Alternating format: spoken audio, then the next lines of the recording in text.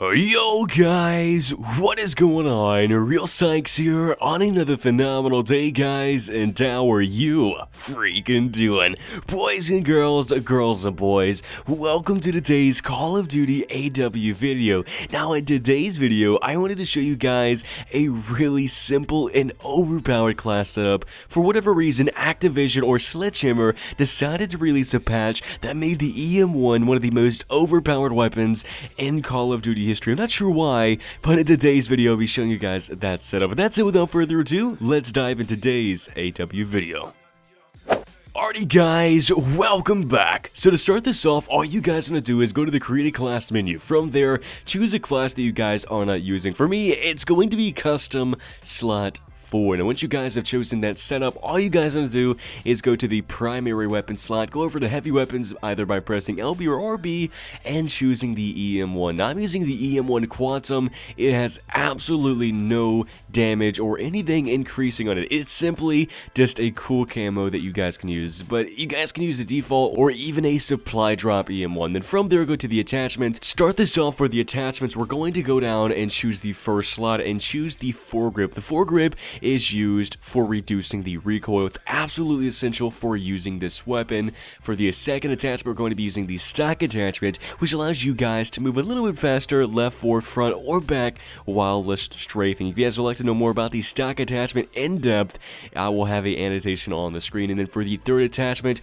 we're going to be using the red dot sight, because let's face it, the default attachment or the default sight on the EM1, honestly, it just flags up your field of view. It's really difficult to see, so I personally enjoy the persistent sight. Now for those of you that don't really care about the red dot sight, you guys can use the heatsink. As you guys can see in the side-by-side comparison, by using the heatsink, you guys are only going to get about a 1.5 seconds increase versus without using it. So in my opinion, it's really not even worth using, but like I said, for those of you that don't care about the red dot sight, go ahead and use the heatsink. You guys get a little extra second of firing in there. For those of you that, are sitting back in corners and whatnot, you guys get a whole bunch of people in front of you, you guys can use that. And then for wildcard 1, we're going to be using perk 3 greed. For wildcard 2, we're going to be using primary gunfighter, and to start off by using the perk 1 slot, you want to go ahead and choose lightweight. It allows you guys to move faster, and it's absolutely essential with the EM1. The EM1 has a really low mobility rate, means that you guys move really slow, so make sure that you guys use lightweight, otherwise you guys will be moving around the map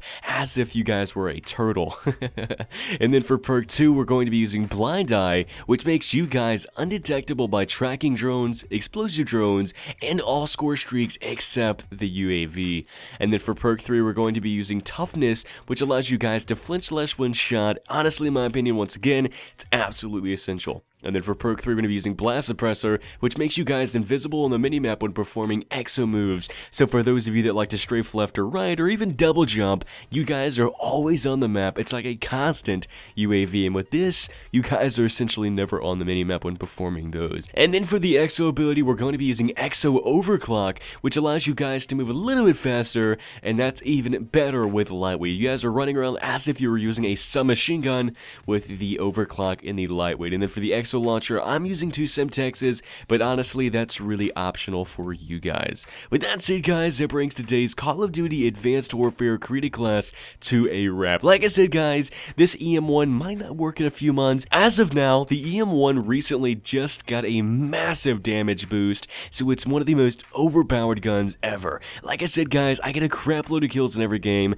from simply using this setup. But that's it, guys. This has been your host, RealSykes, and I will talk to you guys later.